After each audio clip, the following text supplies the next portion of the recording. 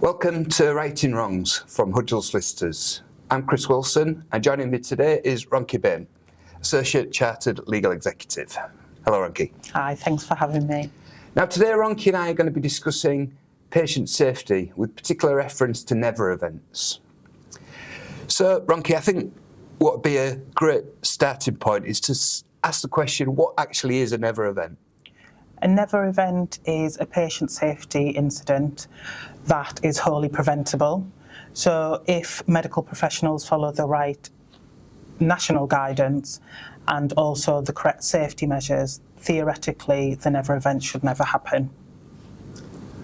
And what is the most common type of never event?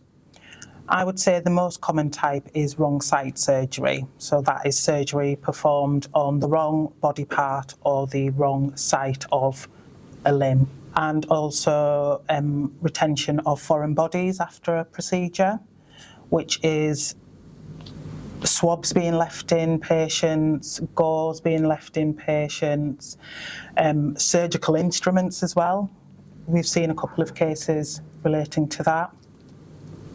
I believe there are 15 types of never events as classified by the NHS, one of which is wrong plant prosthesis.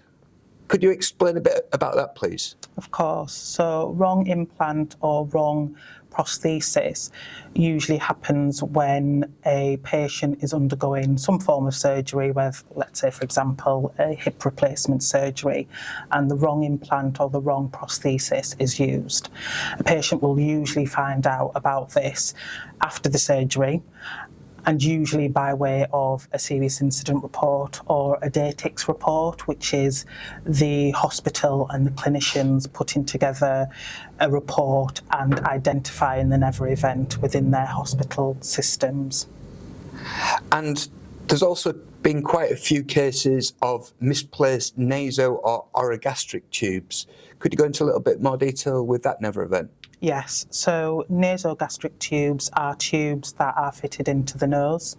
Orogastric tubes are tubes that are fitted down the throat.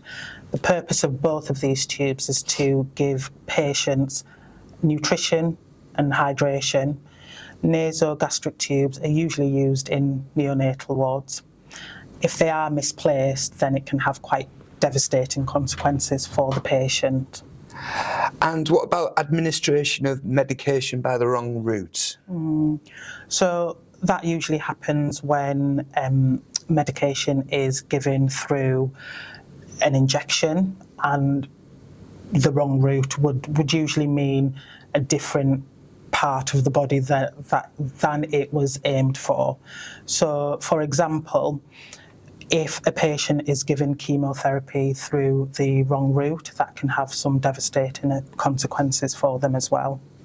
I was wondering if you could perhaps share an example in which Hudgell Solicitors have dealt with a never event. Yes.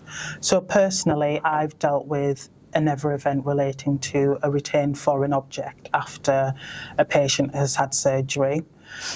I also have assisted with a case where one of our clients, Mr. Ivory, underwent surgery at Castle Hill Hospital for an arm injury.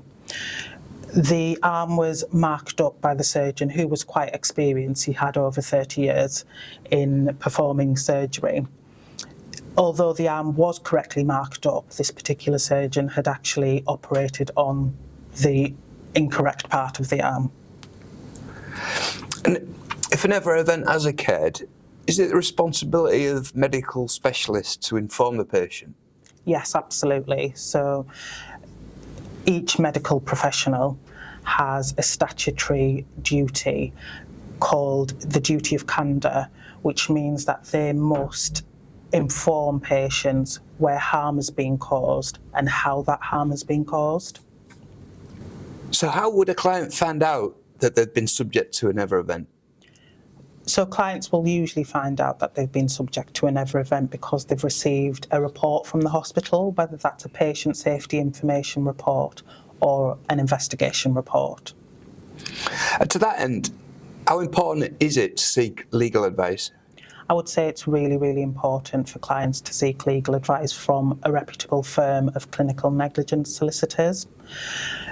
Here at Hudgell's, what we would do is review any information that the client has, and if we felt that there were merits in us taking the case forward, the usual process from there is to obtain a full copy of the client's medical records, assess them fully, and thereafter decide whether it would be of benefit to obtain independent expert evidence. Thank you very much, Ronke. And thank you for all your expert information regarding never events.